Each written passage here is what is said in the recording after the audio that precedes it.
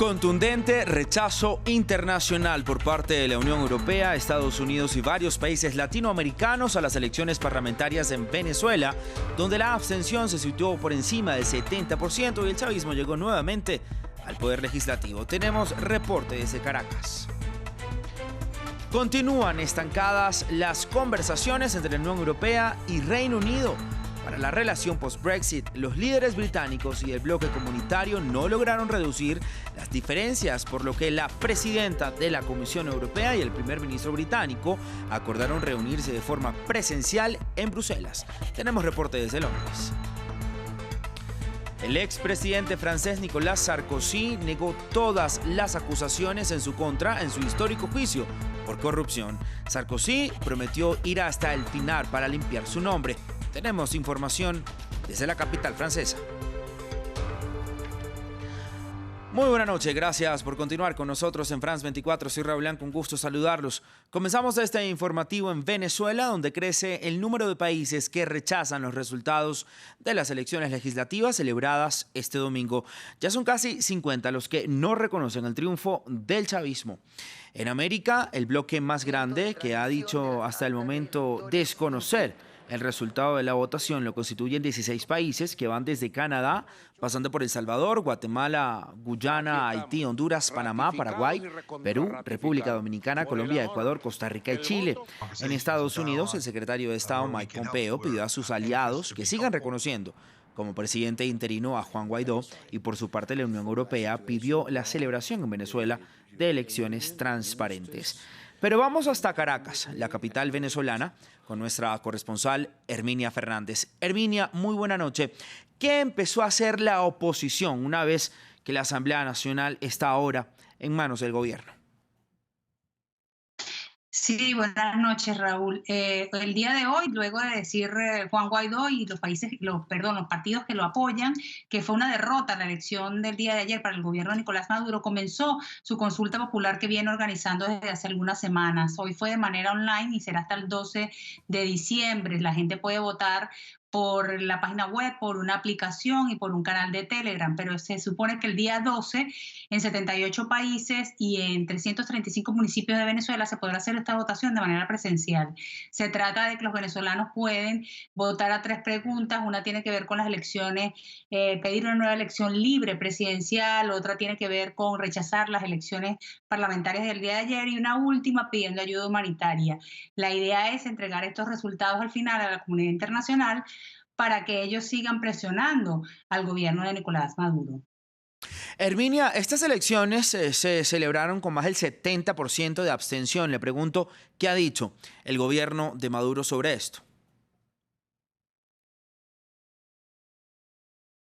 Sí, la última cifra se conoció a 5 horas de Venezuela, luego que el Consejo Nacional Electoral emitiera su final transmisión, cerca de un 98% la transmisión. Y sí, es un 30,50%, como dices tú, casi 70%. El diputado electo Jorge Rodríguez por el Gran Polo Patriótico, que es el grupo de partidos del gobierno, señaló en rueda de prensa o trató más bien de minimizar esta abstención, diciendo que se debió al COVID-19 y a las sanciones que han impuesto distintos países a Venezuela. También dijo Jorge Rodríguez que es momento de que el pueblo fue el que triunfó porque pidió una nueva Asamblea Nacional y pidió a toda esa comunidad internacional que está, según ellos, agobiando a su gobierno, que dejen de imponer sanciones y bloqueo. También hizo un llamado a los diputados que fueron elegidos para que comiencen a apoyar y a crear nuevas leyes que mejoren la economía de Venezuela. Herminia, gracias por la información. Herminia Fernández, corresponsal de France 24 en Caracas. Continuamos. Las conversaciones entre la Unión Europea y Reino Unido continúan bloqueadas. La presidenta de la Comisión Europea, Ursula von der Leyen, y el primer ministro británico, Boris Johnson, acordaron durante una conversación telefónica reunirse de forma presencial en Bruselas para abordar la negociación sobre la relación comercial futura tras el divorcio. En Londres, nuestra corresponsal Luisa Pulido con los detalles. Es bien significativo que para poder destrabar estas negociaciones que están enredadas hace varios meses, la presidenta de la Comisión Europea y Boris Johnson hayan acordado que deben reunirse personalmente. Esto debe ser antes del jueves porque se reunirán los líderes de la Unión Europea para su última cumbre del año. No se sabe qué pueden acordar estos dos líderes en una conversación personal que no se haya podido conseguir en varias llamadas telefónicas de varias horas. Alguno de los dos tendrá que ceder en estas líneas rojas, 3 puntos muy complejos, especialmente derechos de pesca, si quieren conseguir el acuerdo Brexit, el acuerdo de la futura relación entre las partes. Para dar más dramatismo a esta noche, el Parlamento británico aprobó por una aplastante mayoría un poder, una ley que le da al gobierno la potestad de romper la ley internacional, de romper el acuerdo de retirada Brexit. Sin embargo, si el primer ministro así lo desea, puede en este trámite legislativo que la ley va a seguir teniendo durante esta semana retirarlo. Pero esta es una estrategia de negociación de Boris Johnson, un as bajo la manga que sabe que puede utilizar para obtener el mejor acuerdo de retirada posible frente a Europa, especialmente en derechos de pesca. Y cambiamos nuevamente de información, pero seguimos en Reino Unido, donde las autoridades empiezan mañana su programa de vacunación contra el COVID-19, el mayor de su historia, después de convertirse la semana pasada en el primer país del mundo en aprobar el uso de la vacuna de Pfizer-BioNTech. El ministro de Sanidad, Matt Hancock, confirmó que todas las regiones del territorio británico han recibido ya una parte proporcional de las 800.000 dosis iniciales que se ofrecerán en esta primera fase a los grupos más vulnerables de la población, comenzando por los mayores de 80 años de edad. Y vamos hasta Rusia, donde el sábado comenzó la vacunación contra el virus. Los trabajadores con alto riesgo de contagiarse de la enfermedad empezaron a recibir esta vacuna, la Sputnik V, que tendría el 95% de efectividad según las autoridades rusas. En total, solo en Moscú se han abierto 70 centros de vacunación inicialmente para los trabajadores sociales, personal médico y también maestros, quienes no podrán consumir bebidas alcohólicas por 42 días para así evitar cualquier tipo de efecto adverso. Sin embargo, el Kremlin dijo que se mantendrán las festividades de fin de año. Continuamos en Europa. El expresidente francés Nicolas Sarkozy testificó este lunes ante el tribunal que le juzga por corrupción y tráfico de influencias, delitos que negó al tiempo que atacó a la Fiscalía Nacional Financiera, a la que acusó de tejer contra él una persecución desde su salida del Elíseo. Durante más de 3 horas, el hombre que dirigió Francia entre 2007 y 2012 desestimó las acusaciones sacadas a la luz tras las conversaciones mantenidas con su abogado Thierry Herzog a través de un teléfono intervenido por la policía en otra investigación de la financiación de Libia de su campaña electoral. Nuestra periodista en París, Érico Alavarría, estuvo en la audiencia y tiene más detalles.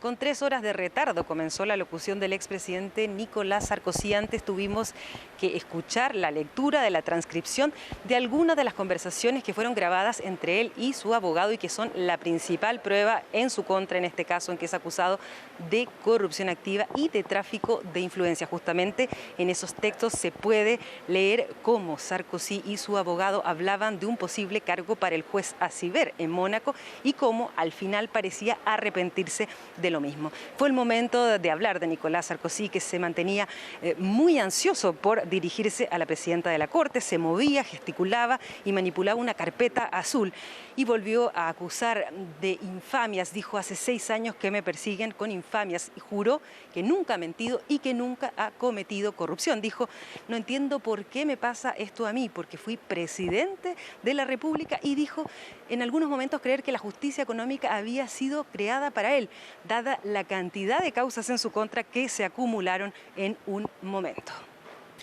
Y seguimos en Francia, que despliega la alfombra roja para el presidente egipcio por segunda vez en 3 años. Una visita de 3 días que prevé una oportunidad para arreglar las relaciones. El presidente Abdel Fattah al-Sisi no quedó feliz con el hecho de que Emmanuel Macron lo cuestionara por los derechos humanos el año pasado. Veamos. En 2017, Abdel Fattah al-Sisi conoció por primera vez a Emmanuel Macron, elegido 5 meses atrás. Macron fue blando con el presidente egipcio, negándose a criticarlo frente a la prensa, especialmente sobre los problemas de derechos humanos. No tomo lecciones de otros líderes sobre cómo liderar, así como tampoco me doy lecciones a mí mismo. Al tiempo, varias ONGs condenaban la peor crisis de derechos humanos en Egipto en décadas, señalando detenciones masivas, sentencias a muerte y torturas extendidas. Sin embargo, Egipto es útil para Francia en la región, en su lucha contra el terrorismo. Además, el país galo se ha convertido en uno de los principales proveedores de armamento de los egipcios. Francia ha vendido equipos militares y de vigilancia a Egipto durante varios años. Nuestros reportes muestran cómo las autoridades egipcias han usado este material para reprimir a los manifestantes. En enero de 2019, Emmanuel Macron fue al Cairo, donde inesperadamente sí planteó cuestiones sobre los derechos humanos, lo que disgustó a Al-Sisi. Ahora, en esta nueva visita, el presidente francés parece volver a su posición original, tan criticada por defensores de derechos humanos. No condicionaré nuestra cooperación en defensa y economía a esos desacuerdos. Primero, porque creo en la soberanía nacional y al respeto por nuestro interés legítimo y recíproco.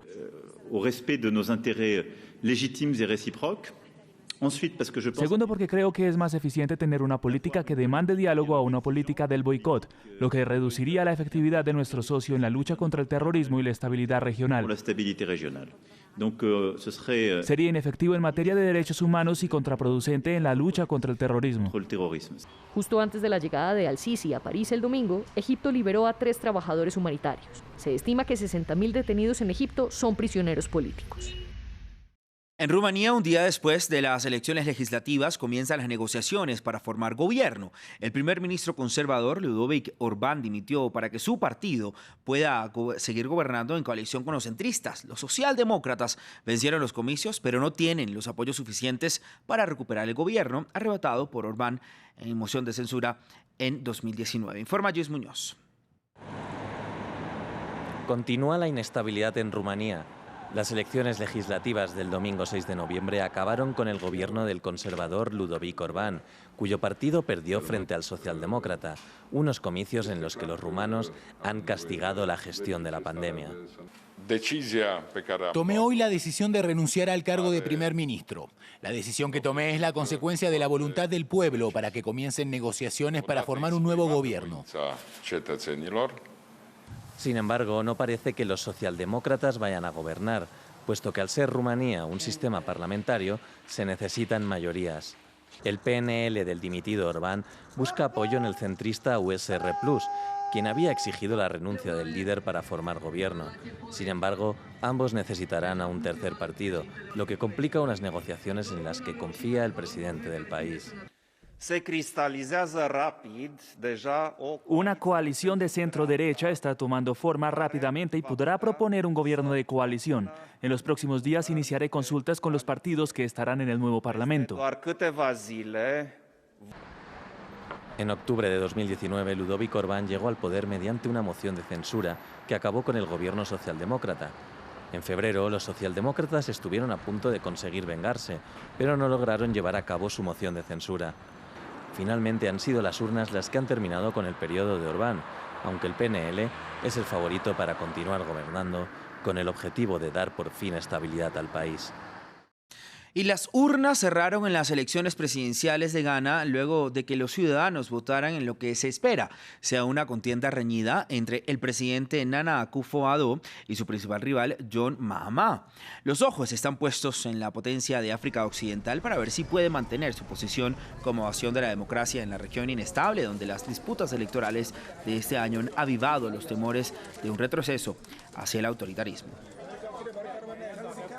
Y San Gregorio Armeno, en Nápoles, conocido mundialmente por la excelencia en términos de figurillas y artesanías de la Navidad, dedicó su apertura el lunes al fallecido futbolista Diego Armando Maradona. Luego de varias semanas de cierre por las restricciones del COVID-19, el hermano de Maradona, Hugo, cortó la cinta para inaugurar la reapertura de la famosa calle antes de la temporada navideña. Bob Dylan, leyenda de la música rock y también premio Nobel de literatura, vendió los derechos de todo su catálogo musical, que engloba más de 60 años, a Universal Music.